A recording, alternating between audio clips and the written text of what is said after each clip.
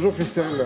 Bonjour Laurent. Effectivement, après ce petit crochet par Lyon et le message de Carole, on va à Rennes. Pourquoi ? Pour parler de la récupération physique de tous ceux qui ont contracté le Covid. Ils sont nombreux en France, on le sait, et qui plusieurs semaines, voire plusieurs mois après la maladie, n'arrivent toujours pas à récupérer, à se rétablir. Et qui développent même de nouveaux symptômes. C'est-à-dire qu'ils ont été infectés il y a plusieurs semaines, voire plusieurs mois.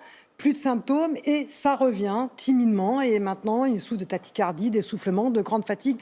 Les spécialistes parlent de symptômes post-Covid, c'est-à-dire que le syndrome post-Covid, on reviendrait à une nouvelle forme de maladie alors qu'on est censé être totalement guéri. Le souci, c'est qu'on a des problèmes respiratoires, des essoufflements qui ne permettent pas de gérer la vie du quotidien. On n'arrive pas à marcher plus de 10 minutes, on a du mal à monter les marches et puis on a du mal à porter les courses. Bref, la vie devient difficile. Alors, c'est compliqué d'expliquer pourquoi. On a posé la question au professeur Carré, pourquoi on a une perte de certaines fonctions avec, et ça c'est très intéressant aussi, une fonte musculaire. Et comment faut-il faire pour relancer la machine ? Comment retrouver suffisamment de capacité physique pour pouvoir affronter la vie de tous les jours ? Alors évidemment, le professeur Carré s'est penché sur la situation puisqu'il est spécialiste de l'activité physique et de la physiologie du sport et il met en place des programmes spécifiques pour les patients qui justement veulent retrouver une bonne condition physique. C'est un reportage de Magali Defer. Sophie, vous sentez prête ? Allez, super Sophie, on y va ? Je lance le player, c'est parti. Voilà, donc à chaque bip, un pas. Allez, pensez à bien souffler. J'ai eu le Covid fin février et la fatigue et la toux ont persisté pendant plusieurs semaines après en fait. L'essoufflement, par exemple de monter un étage à l'escalier, je suis vite essoufflée. Donc du coup, c'est pour ça qu'ils m'ont proposé de rentrer dans ce programme de remise en forme pour essayer de récupérer un peu au niveau du souffle en fait. On pense à bien souffler. Allez Sophie, c'est très bien, on continue comme ça. Au début, ce qu'on ne savait pas, c'est qu'il y a une atteinte globale de l'organisme. Tous les organes sont touchés. On avait noté les poumons. Maintenant, on sait qu'il peut y avoir des atteintes cardiaques, des atteintes rénales, des atteintes hépatiques et des atteintes cérébrales, ce qui est un petit peu nouveau. Et une petite particularité, c'est qu'il y a une atteinte des muscles, les muscles périphériques, les muscles du squelette. Et ces muscles vont avoir tendance à fondre. Allez, Sophie, au niveau des poumons, on va observer d'abord une atteinte au niveau des bronches. Et c'est pour ça qu'on a des patients qui vont désaturer à l'effort. Ça veut dire que leur oxygène dans le corps va baisser. C'est pour ça qu'ils sont très essoufflés très vite, puisque pour apporter plus d'oxygène, je respire plus vite. 3, 2, 1, top.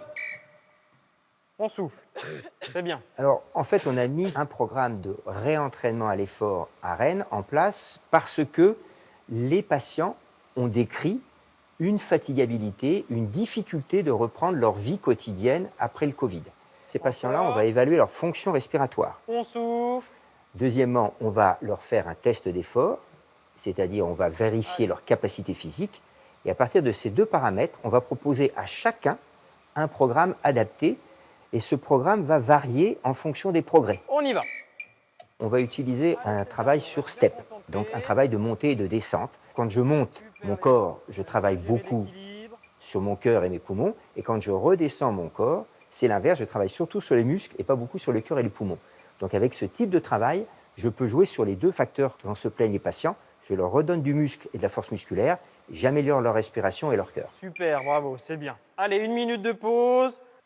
Après la première séance, j'ai eu 24 heures où j'étais fatiguée et un peu gênée au niveau respi de nouveau. Mais au bout de la 3e séance, déjà, je me trouvais beaucoup mieux. Le temps de récupération a été beaucoup plus court. En fait, il a été que de quelques heures. Très bien, vous avez bien travaillé. Et puis, s'il y a besoin de quoi que ce soit, vous n'hésitez pas à revenir vers moi. D'accord ? D'accord, pas de souci. Allez. Au revoir. Oui, parce qu'il y a un effet sur les muscles. Oui, il faut vraiment faire attention à la fonte musculaire parce que aussi on souffre de perte de goût, de perte d'odorat et ça peut se traduire par une alimentation un peu déséquilibrée. On va aller vers les choses qui sont un peu plus appétissantes, on va moins consommer de protéines. Donc, il faut vraiment faire attention à son alimentation, même quand on n'a plus de goût et d'odorat, pour ne pas avoir de fonte musculaire.